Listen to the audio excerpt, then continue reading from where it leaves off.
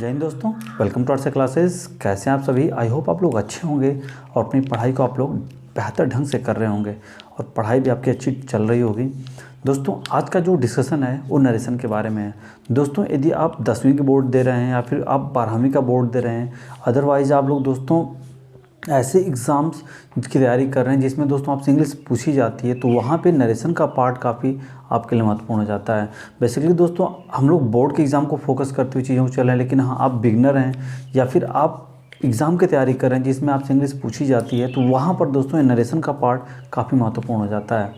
तो वीडियो को पूरा अंत तक देखिएगा दोस्तों, आपको बेनिफिट ज़रूर मिलेगा। और आज दोस्तों जो क्लास है नरेशन का, वो इंट्रोडक्शन क्लास है, अर्थात यहाँ पे आज हम लोग बेसिक चीज़ें सीखेंगे कि नरेशन क्या होता है, इसमें क्या क्या चीज़ें होती हैं, कैसे परिवर्तन होते हैं, किन किन चीज़ों का परिवर्तन होता है, ये सारे डिस्कशन आज हम लोग करने वाले हैं। तो देर नहीं करते हम लोग स्टार्ट करते हैं वीडियो को और करते हैं दोस्तों एक महत्वपूर्ण डिस्कशन। लेकिन हाँ दोस्तों, वीडियो स्टार्ट करने से पहले आपसे हम कहना चाहेंगे कि आप कॉपी और पेन लेके बैठिए दोस्तों, साथ साथ चीज़ों को नोट भी करते चलिएगा। और हाँ दोस्तों, बिल्कुल ध्यानपूर्वक वीडियो को अंत तक देखने का प्रयास करिएगा। तो आइए वीडियो को स्टार्ट करते हैं।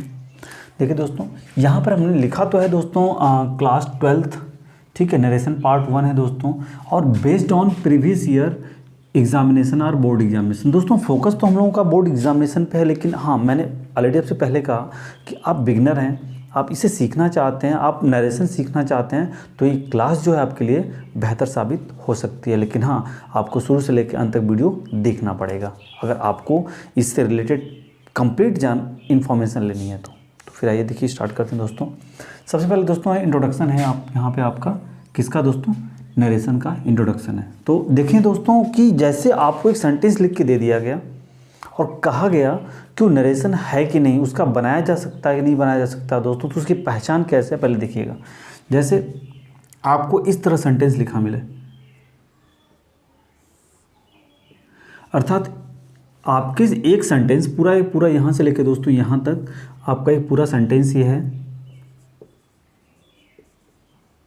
क्या है, सेंटेंस है आपका, और इसके दो पार्ट हैं। तो इसमें दोस्तों जो दो पार्ट हैं, एक इन्वर्टेड कॉमास के अंदर का पार्ट है और एक इन्वर्टेड कॉमास के बाहर का, एक अंदर का और एक दोस्तों कहाँ बाहर का पार्ट है, ठीक है। तो अब दोस्तों यहाँ पे देखिएगा ध्यान से कि जो की पॉइंट्स यहाँ पे लिखे गए हैं, ध्यान से देखिएगा, ये जो की पॉइंट्स लिखे गए हैं, एक लिखा है आपका डायरेक्ट नरेशन और दूसरा लिखा है इनडायरेक्ट नरेशन, ठीक है। तो जो इस तरह का पार्ट होगा, अर्थात एक भाग आपका इन्वर्टेड कॉमा के अंदर मिलेगा और एक भाग इन्वर्टेड कॉमा के बाहर मिलेगा। तो दोस्तों हम इसे बोलेंगे, ये नाम इसका रख रहे हैं हम, इसको हम बोलेंगे दोस्तों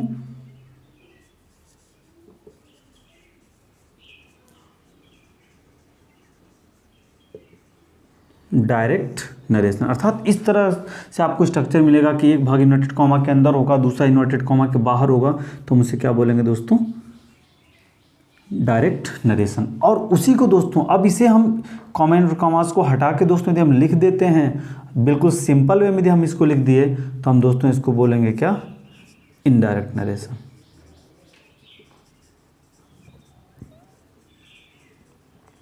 तो एक चीज़ दोस्तों यहाँ पे आपकी क्लियर हो रही है, ध्यान से देखिएगा, एक चीज़ आपकी यहाँ पे क्लियर हो रही है कि अगर कॉमा इन्वर्टेड कॉमास के अंदर एक भाग हुआ, इसके बाहर दूसरा भाग हुआ, ठीक है। अगर इस तरह के पार्ट में आपको सेंटेंस मिलता है तो सेंटेंस आपका क्या होगा, डायरेक्ट नरेशन। लेकिन जब इसको हटा के बिल्कुल सिंपल वे में सेंटेंस आपका लिखा होगा, बीच में कोई आपको साइन मार्क नहीं मिलेगा दोस्तों, तो उस आपका क्या होगा, इनडायरेक्ट नरेशन। तो कैसे लिखा होगा ये आपको समझ में आ गया होगा कि अगर एक कॉमा इन्वर्टेड कॉमास लगा हुआ है, एक उसके अंदर का भाग है, एक उसके बाहर का भाग है, तो आपका क्या होगा, डायरेक्ट नरेशन होगा।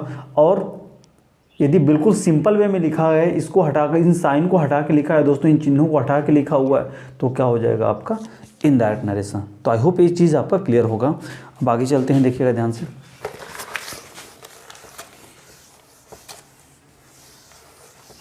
अब दोस्तों जैसे जो आकृति आपकी दी गई थी, एक भाग इन्वर्टेड कॉमा के अंदर था और एक कॉमा इन्वर्टेड कॉमा के बाहर था। तो आप देखेंगे यहाँ पे सेकंड पॉइंट पे लिखा है दोस्तों रिपोर्टिंग स्पीच और रिपोर्टेड स्पीच। तो वही दोस्तों जो आपका सिंगल सेंटेंस था बट गया, ये आपका जो इन्वर्टेड कॉमा के अंदर का भाग है दोस्तों, ये बोला जाएगा रिपोर्टेड स्पीच। क्या बोला जाएगा दोस्तों, रिपोर्टेड स्पीच। अर्थात जो इन्वर्टेड कॉमा के अंदर है वो क्या होगा आपका, रिपोर्टेड स्पीच होगा, और जो इन्वर्टेड कॉमास के बाहर है दोस्तों क्या होगा, रिपोर्टिंग स्पीच होगा। क्लियर हुई बात? इन्वर्टेड कॉमा के बाहर का जो भाग है वो रिपोर्टिंग स्पीच, इन्वर्टेड कॉमा के अंदर का जो है वो क्या हो जाएगा दोस्तों, रिपोर्टेड स्पीच। ठीक है, अब ध्यान से देखिएगा, एक तरीके से आप और याद कर सकते हैं कि रिपोर्टिंग स्पीच किसको कहेंगे, जो जानकारी देने वाला होगा, जो जानकारी देने वाला। ठीक है, अर्थात हम ये कहें कि जानकारी देने वाला, तो जो जानकारी देने वाला होगा वो क्या होगा दोस्तों, रिपोर्टिंग स्पीच। और जिसके बारे में जानकारी दी जाएगी वो क्या हो जाएगा, रिपोर्टेड। तो अब इस वर्ड की वर्ड से आप याद रख सकते हैं कि जो जानकारी देने वाला होगा वो रिपोर्टिंग हो गया, और जिसके बारे में जानकारी दी जा रही है वो रिपोर्टेड हो जाएगा। अर्थात जो जानकारी देने वाला होगा इन्वर्टेड कॉमा के बाहर, और जिसके बारे में जानकारी दी जाएगी इन्वर्टेड कॉमा के अंदर। क्लियर होगी बात? अब देखिएगा, अभी की पॉइंट आप याद रख सकते हैं दोस्तों, जो जानकारी देने वाला और जिसके बारे में जानकारी दी जाती है। तो याद रख सकते हैं कि जो जानकारी देने वाला होगा रिपोर्टिंग स्पीच, और जिसके बारे में जानकारी दी जाएगी वो रिपोर्टेड स्पीच। ठीक है, अब देखिएगा, अब यहाँ पे लिखा है दोस्तों रिपोर्टिंग स्पीच में reporting subject, reporting verb, reporting object. तो हम बाहर की बात कर लेते हैं। ये जो बाहर का पॉइंट है दोस्तों, इन्वर्टेड कॉमा के बाहर का जो पॉइंट है, तो देखिएगा ध्यान से, 3 यहाँ पे पॉइंट्स हम बनाते हैं। ये हो गया दोस्तों रिपोर्टिंग सब्जेक्ट, इसको हम क्या बोलेंगे, रिपोर्टिंग सब्जेक्ट। ये क्या दोस्तों, आर भी रिपोर्टिंग वर्ब, और ये क्या दोस्तों, आर ओ रिपोर्टिंग ऑब्जेक्ट। अर्थात ये तीनों पार्ट जो हैं दोस्तों, अर्थात reporting subject, reporting verb, reporting object कहाँ हो गए, इन्वर्टेड कॉमा के बाहर हो गए। किसके पार्ट हो गए, रिपोर्टिंग स्पीच के पार्ट हो गए। अर्थात रिपोर्टिंग स्पीच के 3 पार्ट हुए दोस्तों, रिपोर्टिंग सब्जेक्ट, रिपोर्टिंग वर्ब और रिपोर्टिंग ऑब्जेक्ट। उसी तरह से दोस्तों जब हम रिपोर्टेड स्पीच में चलेंगे तो यहाँ भी आपको 3 भाग मिलेंगे, रिपोर्टिंग सब्जेक्ट, ये आपका रिपोर्टेड हो गया, रिपोर्टिंग वर्ब और रिपोर्टिंग ऑब्जेक्ट। क्लियर बात दोस्तों? और हाँ, अब आप देखेंगे यहाँ पे ये जो मैंने लिखा है दोस्तों, कंजक्शन या कनेक्टर क्वेश्चन मार्क है, तो ये सेंटेंस के हिसाब से दोस्तों अलग अलग आते हैं। तो ध्यान दीजिएगा कि जो कॉमा इन्वर्टेड कॉमा होता है ना यहाँ पे, इसको हटा करके हम लगाते हैं कंजक्शन या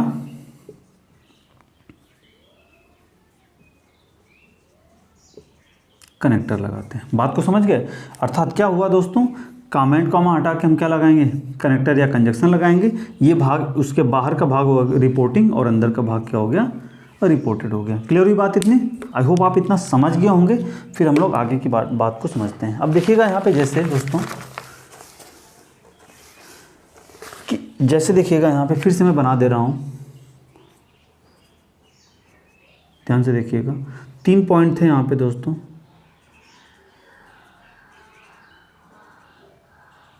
देखिएगा ये आपका हो गया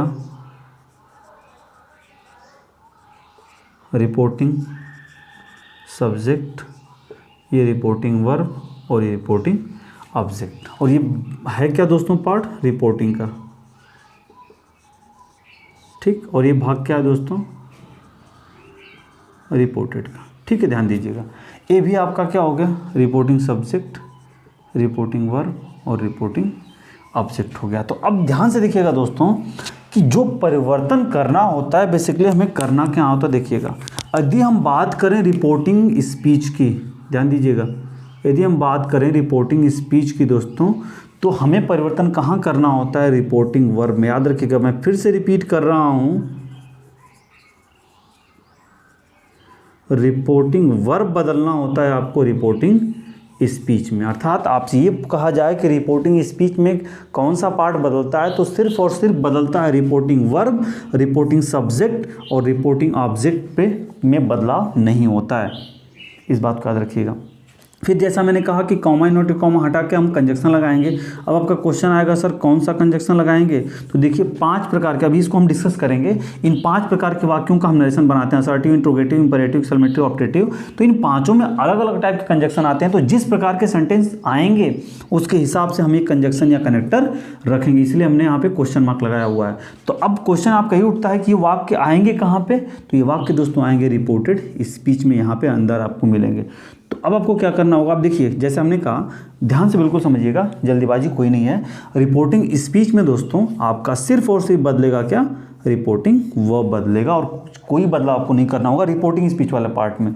फिर कॉमा इन्वर्टेड कॉमास को हटा के आप क्या लगाएंगे, कंजक्शन का प्रयोग करेंगे।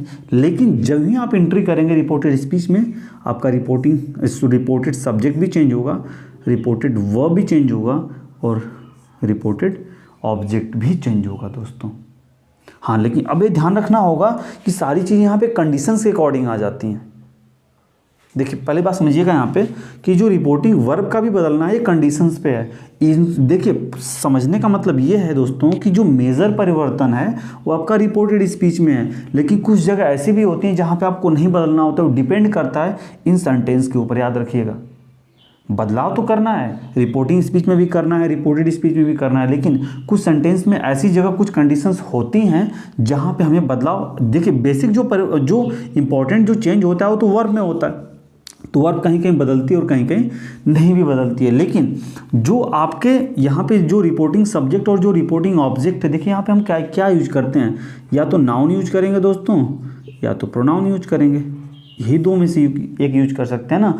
तो प्रोनाउन में भी दोस्तों आपके 3 होते हैं, यही मैं आपको बता रहा हूँ, फर्स्ट पर्सन, सेकंड पर्सन और थर्ड पर्सन। ये अलग का पॉइंट है दोस्तों कि हम इसको अलग वीडियो में डिस्कस करेंगे, नेक्स्ट वीडियो में। अब देखिए प्रोनाउन जो होता है, जो नाउन होता है, भी आपका थर्ड पर्सन में आता है। तो आपने पढ़ा भी होगा, आपको मालूम भी होगा कि थर्ड पर्सन बदलाव नहीं करते हैं, बस बदलता है दोस्तों फर्स्ट पर्सन और सेकंड पर्सन, जो इस रिपोर्टिंग सब्जेक्ट और रिपोर्टिंग स्थान पे, रिपोर्टिंग ऑब्जेक्ट के स्थान पे आता है या रिपोर्टिंग सब्जेक्ट के स्थान पे आता है। अब जो ये रिपोर्टिंग वर्ब है दोस्तों, इसमें परिवर्तन होता है। यहाँ पे ये जो आपका रिपोर्टेड वर्ब है और जो आपका रिपोर्टिंग वर्ब है, बदलाव यहाँ पे किया जाता है। तो परिवर्तन आपने देख लिया कि जो कॉमा एंड कॉमा हटा के हम कंजक्शन लगाते हैं, रिपोर्टिंग स्पीच में रिपोर्टिंग वर्ब बदलता है, और रिपोर्टेड स्पीच में दोस्तों रिपोर्टेड सब्जेक्ट, रिपोर्टेड वर्ब और रिपोर्टेड ऑब्जेक्ट, इन तीनों में परिवर्तन किया जाता है। तो आई होप ये क्लियर होगा दोस्तों।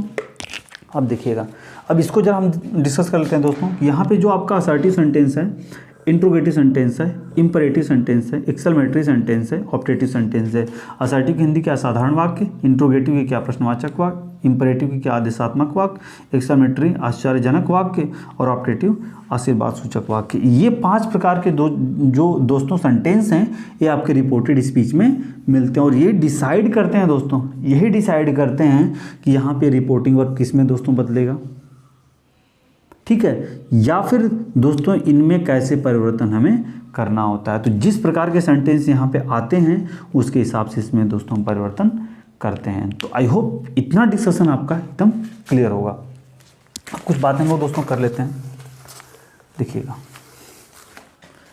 जैसे क्या है, फिर से देखिएगा दोस्तों।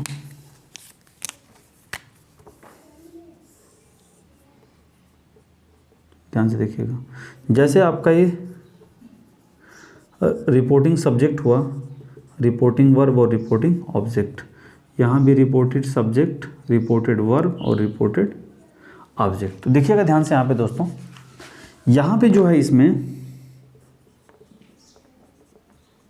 पर्सन, टेंस, आप शायद जानते भी होंगे दोस्तों इन चीज़ों को। अब देखिए पर्सन चेंज का मतलब क्या हो गया, पर्सन आपका क्या, फर्स्ट पर्सन, सेकंड पर्सन और थर्ड पर्सन। तो फर्स्ट पर्सन का प्रोनाउन, सेकंड पर्सन का प्रोनाउन चेंज होता है, जो सब्जेक्ट और ऑब्जेक्ट की प्लेस पे आता है। थर्ड पर्सन में कोई परिवर्तन नहीं किया जाता है। टेंस दोस्तों उस वर्ब को ही कहते हैं हम, टेंस वर्ब को ही कहते हैं। वर्ड्स दोस्तों जो नज़दीकी सूचक शब्दों को दूरी सूचक शब्दों में हम क्या करते हैं, चेंज कर देते हैं। यहाँ भी दोस्तों बात क्या है कि यहाँ पे कोई परिवर्तन आपको करना ही नहीं है। अब यहाँ पे भी क्या, फर्स्ट पर्सन, सेकंड पर्सन या थर्ड पर्सन दोस्तों हो सकता है, यहाँ भी फर्स्ट पर्सन, सेकंड पर्सन और थर्ड पर्सन हो सकता है, लेकिन यहाँ बदलाव करना ही नहीं है। सिर्फ ये रिपोर्टिंग वर्ब पे हमें क्या करना होता है दोस्तों, चेंजेस करने होते हैं। तो दोस्तों अब पर्सन चेंज कैसे होता है, टेंस चेंज कैसे होता है, वर्ड चेंज कैसे होता है, ये हम लोग अगले वीडियो में डिस्कस करेंगे। आज सिर्फ इंट्रोडक्शन का क्लास था कि दोस्तों इसे हम कैसे करते हैं। ठीक है, तो आई होप दोस्तों आपका एक क्लियर हो गया होगा यहाँ तक वीडियो।